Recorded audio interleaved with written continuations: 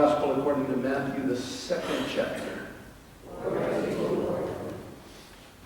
In the time of King Herod, after Jesus was born in Bethlehem of Judea, wise men from the east came to Jerusalem asking, "Where is the child who has been born King of the Jews? For we observed his star at its rising and have come to pay him homage." When King Herod heard this, he was frightened, and all Jerusalem with him. And calling together all the chief priests and the scribes of the people, he inquired of them where the Messiah was to be born. They told him, "In Bethlehem of Judea, for so it has been written by the prophet. And you, Bethlehem, in the land of Judah, are by no means least among the rulers of Judah. For from you shall come a ruler who is to shepherd my people Israel." Then Herod secretly called for the wise men and learned from them the exact time when the star had appeared. Then he sent them to Bethlehem, saying, "Go and search diligently for the child. And when you have found him, bring me word so that I may also go and pay him homage." When they had heard the king, they set out, and there ahead of them went the star that they had seen at its rising, until it stopped over the place where the child was. When they saw that the star had stopped, they were overwhelmed with joy. On entering the house, they saw the child with Mary his mother, and they knelt down and paid him homage. Then, opening their treasure chest, they offered him gifts of gold, frankincense, and myrrh. And having been warned in a dream not to return to Herod, they left for their own country by another road. The Gospel of the Lord. Praise to you, Christ. I invite you to be seated.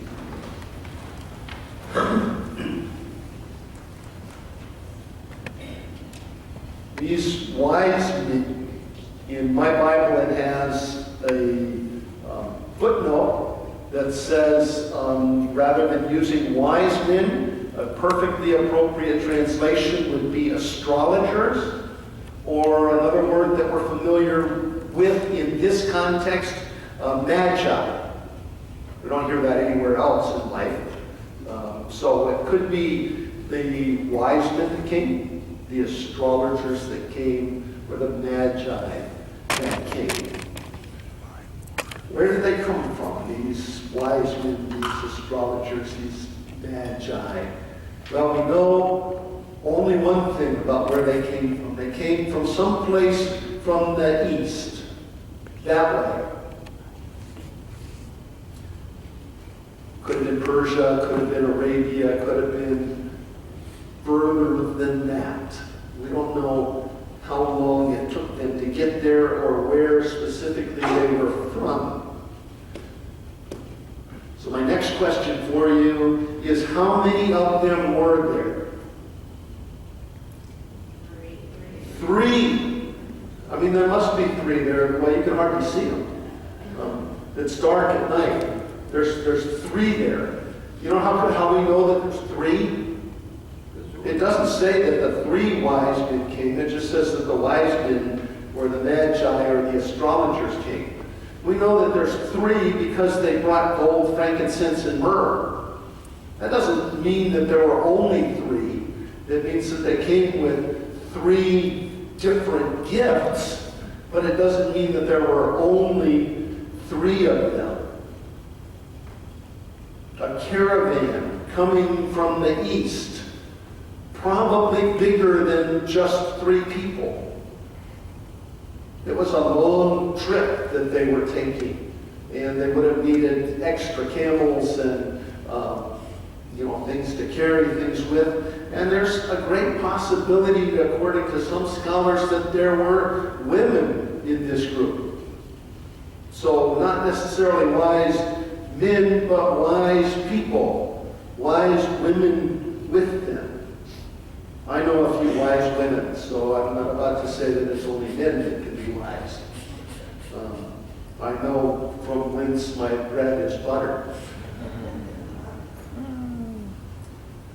So, we have this group of magi. We're just going to use the word magi this morning.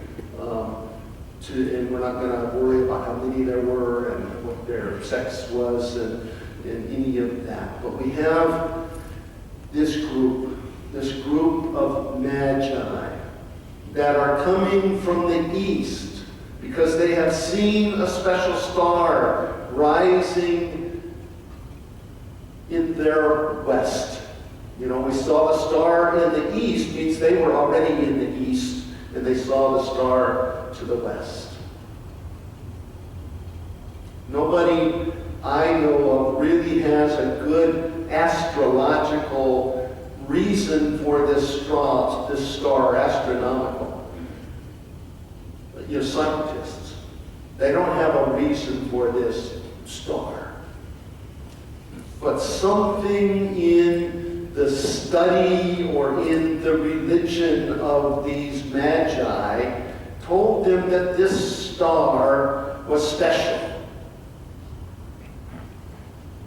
If I stand here, I can point this way and say, this star is special. But the Jesus star, the one that they followed, was even more special than Matthew. So this story, this following the star, is a story that shows the danger of the Christmas story and really shows us the start of the danger of the Jesus story. So what is the story? Again, we don't know why they followed this star, but they were smart enough, wise enough to follow this star. And they couldn't, as they followed the star, because of the topography of the land, they couldn't follow it from, if they were straight east of Jerusalem, they would have had to go across that Sahara desert. Is that the desert? No, that's down in Africa. What desert? It doesn't matter. There's a great big desert there. There's no way they could cross that desert. So they would have had to go north to get around the desert and then back down. And somehow this star is giving them the ability to follow it to wherever it leads. It's off in the distance and they are following it. And they do the human thing. As they get close to Israel, as it's leading them to Israel, this must be the star for the King of the Jews.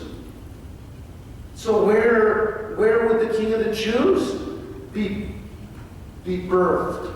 Well, obviously Jerusalem. Jerusalem is the capital of Israel, so that's where we'll go. We'll go to Jerusalem. The star, it's close enough. We'll go to Jerusalem. And they ask this question to whoever will listen. Where is the child who has been born King of the Jews?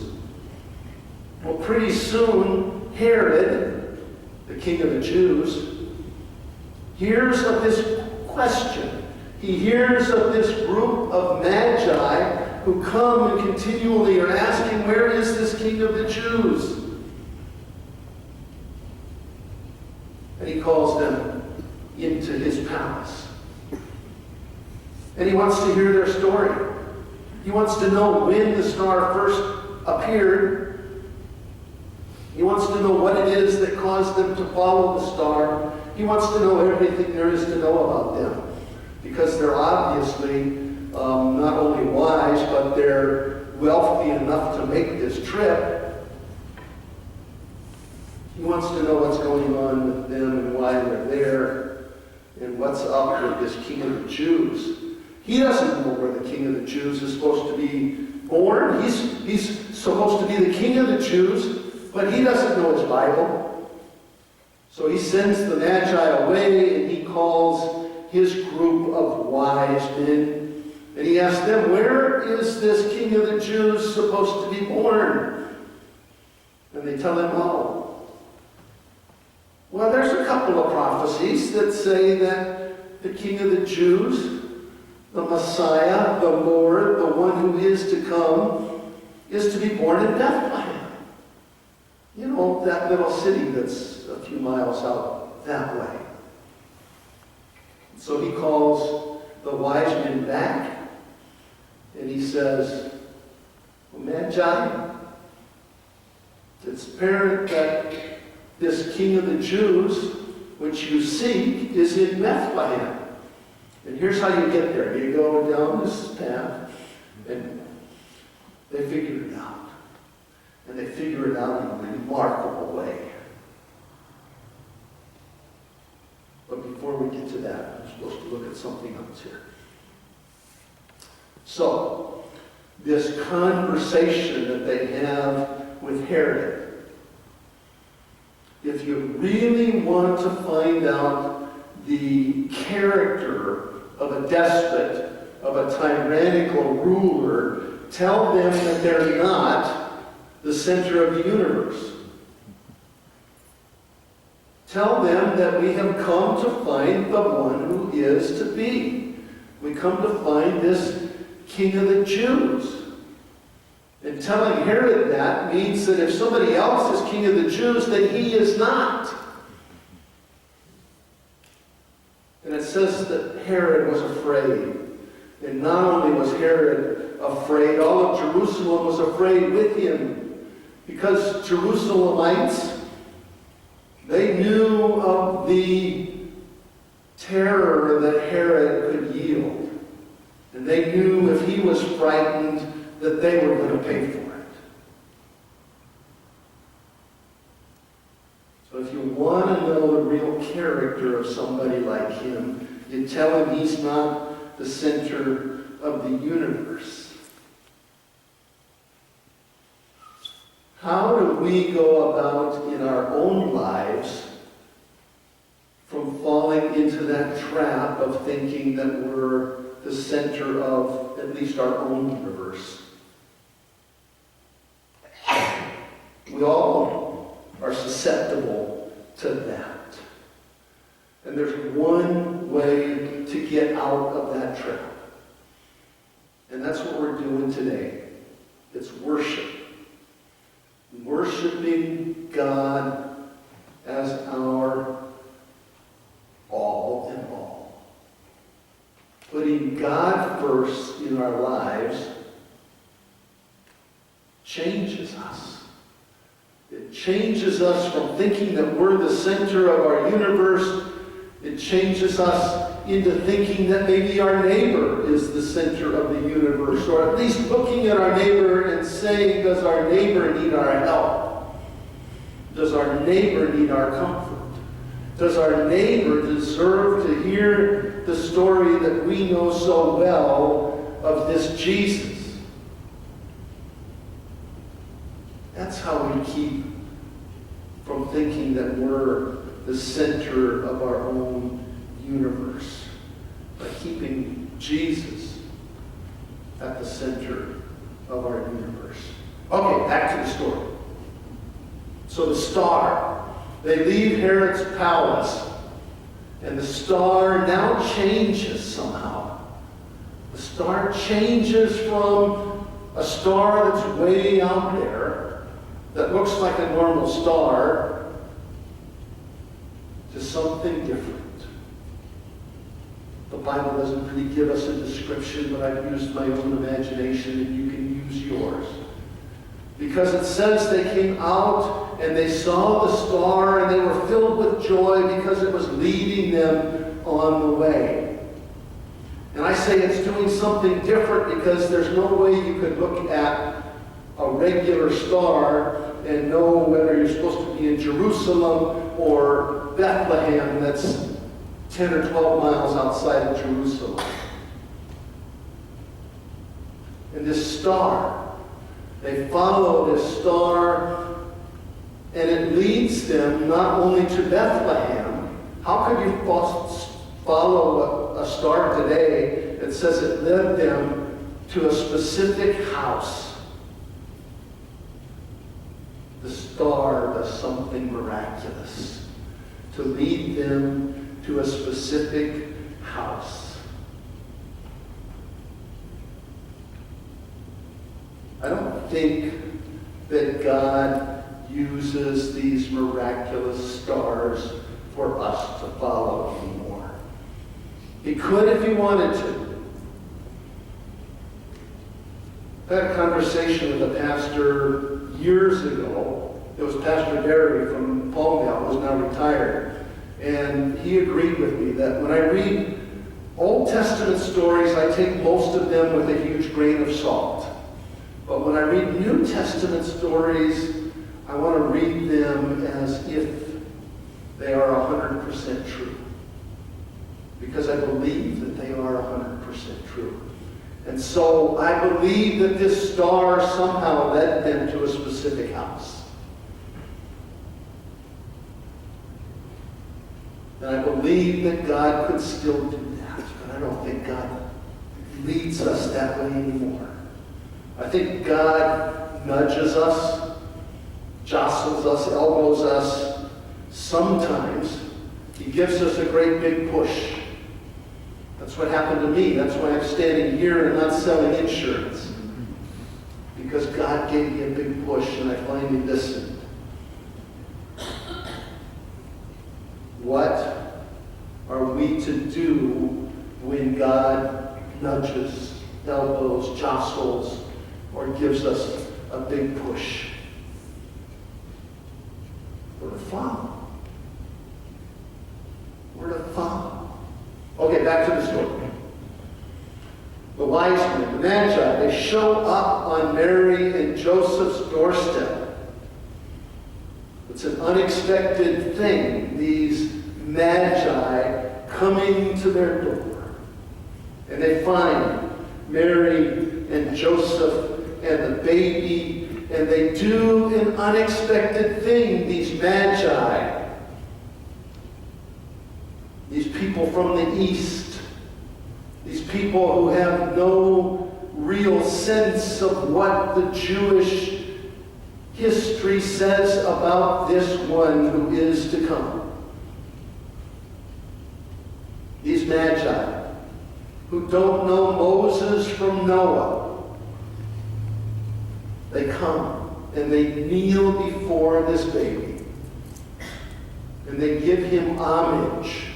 Another word we don't use very often in our regular Lancaster vocabulary, but it means to give him all praise and honor and glory and to humbly kneel in his presence.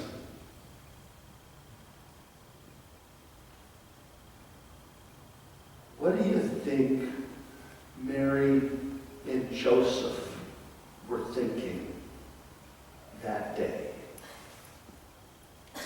Wow. Wow. If we kind of mash the two stories together, even if we don't mash the two stories from Matthew and Luke together, Mary and Joseph have been visited by angels and told that this child is the one who is to come. They've heard, if we are mashing them together, and heard in Luke's story that the angel came and talked to the shepherds. And the shepherds came and paid homage to Jesus. And now here's another confirmation that this baby Jesus is something special. Here's another confirmation that this child of theirs is indeed the Messiah, the Lord, the King of Kings, the Lord of Lords, Emmanuel, God with us. So there they are, giving homage to God in this little house that Joseph and Mary are in. We don't know how many, but they open their treasure chests. And they give to the child this gold and frankincense and myrrh. All very expensive gifts. And what a confirmation that they get. When we get out of our own center of the universe and we start to follow God's nudgings and jostlings and elbowings, we will get confirmation. But But getting the confirmation is not the reason to do what we feel God nudging us to do. Getting the confirmation is important. It's a side effect of doing what it is that God wants us to do. Because we, as children of God, as holy and completely loved children of God, as children of God who are worthy of others' love, we don't do things for the confirmation. We do not do things so that Jesus will love us. Let me say that again. We don't do things so that Jesus will love us. We do things because this Jesus loves us. We don't do it so that. We do them because, in response to God's love. And in our own lives, when we get out of being the center of the universe, we can kneel down in our own quiet place and pay homage to the Christ child. In Jesus' name, amen. Let's stand.